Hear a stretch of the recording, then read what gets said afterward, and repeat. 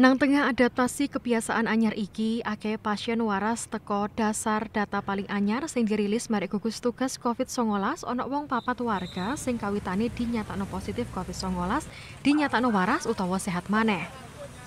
Pasien waras iku asale teko Kecamatan Kedungadem, Padangan, Ngasem, barek Kecamatan Bojonegoro Kutha siji wong. Onoke tambahan iku nggarakno akeh pasien waras nang Kabupaten Bojonegoro saiki mundhak nemen sampai akeh tembus angka 503 wong.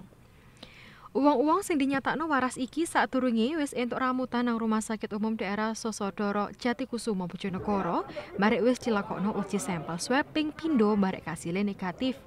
Angka waras sing terus mundhak iku nggarakno akeh pasien kekonfirmasi positif COVID-19 sing sik diramut saiki mek sisa 39 wong.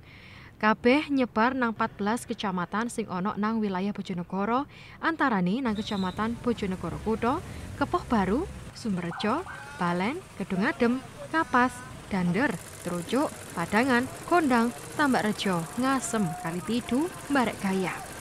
Juru omong Satgas COVID-19 Bojonegoro Masirin Jilendrekno teko dasar update data paling anyar gugus tugas COVID-19 Kabupaten Bojonegoro akeh kumulatif positif COVID-19 kekonfirmasi 603 wong, 39 wong aktif utawa sik diramut.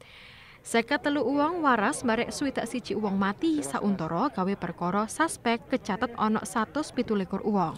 Masyu angka waras terus mundhak tapi warga dikongkon tetep manut marek protokol kesehatan barek 3M, yaiku nggawe masker, rajin weso tangan, nggawe sabun, barek ngatohi gerumbulan, barek njaga jarak utamane pas kerja utawa nang jaba omah. Samsul Alim, CTV.